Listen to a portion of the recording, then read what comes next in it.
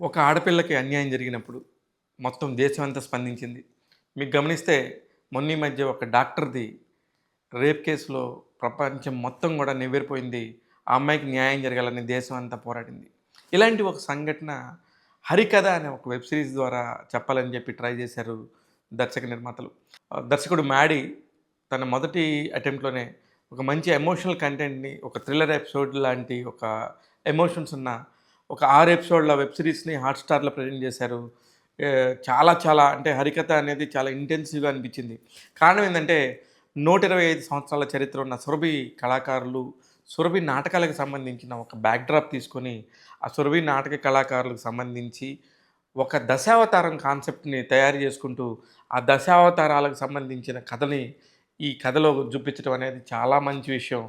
'హరికథ' అనే దానికి హరే దశావతార రూపంలో ఎలా జరుగుతదనేది మనందరికీ గతం తెలుసు.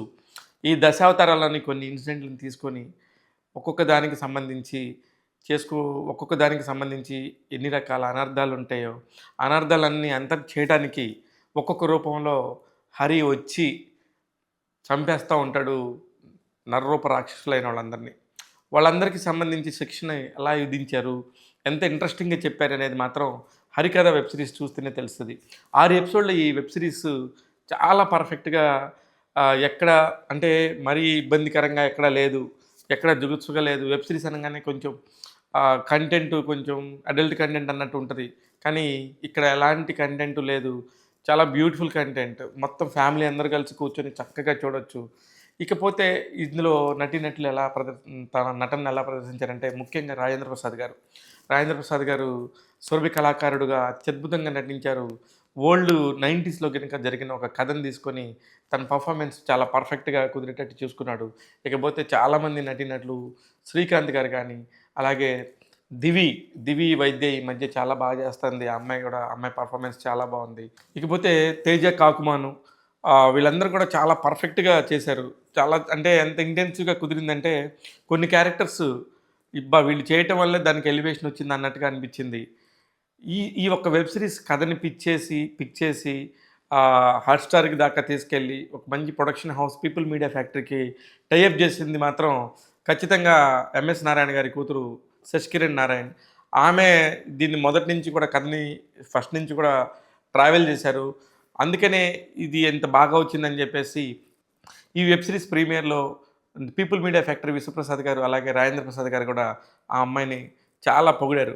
కారణం ఏంటంటే ఇలాంటి ఒక కంటెంట్‌ని తీసుకొని చేయటం అనేది చాలా ఛాలెంజింగ్. వీటన్నిటిలో కూడా ఖచ్చితంగా సక్సెస్ అయ్యారని అనిపించింది. ఇకపోతే అన్నీ బాగున్నాయి అంటున్నారు. ఇందులో నెగెటివ్స్ లేవా అంటే ఖచ్చితంగా ఉన్నాయి. శ్రీకాంత్ ఒక పోలీస్ ఆఫీసర్ పాత్రలో ఉంటారు. అనుకోకుండా మొదటి ఎపిసోడ్‌లోనే ఒక జరగరాని ఘోరం జరిగిపోతది. దానికి సంబంధించి కంక్లూజన్ ఎక్కడ నాకు కరెక్ట్‌గా అనిపియలేదు. అలాగే ఒక హీరో పాత్రలాగా లెక్కేసుకుంటే గనక 'హరి' అని ఒక క్యారెక్టర్ ఉంటది. ఆ క్యారెక్టర్‌ని చాలా అత్యద్భుతంగా ఉన్నట్టుగానో, లేకపోతే ఆజానుబాహుడు అన్నట్టనో, చాలా గొప్పగా బ్యాక్‌గ్రౌండ్‌లో చెప్తా ఉంటారు గానీ, అతను చూస్తే 5.5 అడుగులు గూడా ఉంటాడా, ఉండడా అన్నట్టుగా అనిపించే ఒక క్యారెక్టర్‌లో అతనున్నాడు. ఈ 2 మాత్రం కొంచెం సింక్ అవ్వలేదు. మిగతాయన్నీ గూడా చాలా పర్ఫెక్ట్‌గా కుదిరాయి. ప్రతి ఒక్క పాత్రకు కూడా ఖచ్చితంగా జస్టిఫికేషన్ ఉంది. ఒకటో ఎపిసోడ్‌లో చూసిన క్యారెక్టర్‌ని ఆరో ఎపిసోడ్‌లో కూడా ఎలా లింక్ చేశారనేది మాత్రం చాలా బాగా చేశారు. కెమెరామెన్ వర్క్ గానీ, అదే సంగీత దర్శకుడు సురేష్ బాబులి వర్క్ కానీ చాలా పర్ఫెక్ట్‌గా అనిపించినియి. Old background Araku valley background తీసుకొని ఈ కథను అల్లుకోవటం జరిగింది. ఎలాగా హత్యలు జరిగినియి, ఎలాగా వీటన్నిటిని ఎలా పరిష్కరించారు అనేది మాత్రం చూడాలి. దీనికి కొనసాగింపుగా కూడా ఇంకొకటి ఒక కొనసాగింపు కూడా ఇంకొక వెబ్ సిరీస్ చేసే అవకాశం ఉన్నట్టుందిగా అనిపిస్తుంది. హాట్‌స్టార్ వాళ్ళు చాలా మంచి వెబ్ సిరీస్ చేశారు. ఖచ్చితంగా కూడా ఈ వెబ్ సిరీస్‌ని ఫ్యామిలీస్‌తో కలిసి ఎంజాయ్ చేయొచ్చని నేను మళ్ళీ చెప్తున్నాను. 'హరికథ' వెబ్ సిరీస్‌కి ట్యాగ్ తెలుగు ఇస్తున్న రేటింగ్ 3/5. నేను మీ శివ మల్లాల.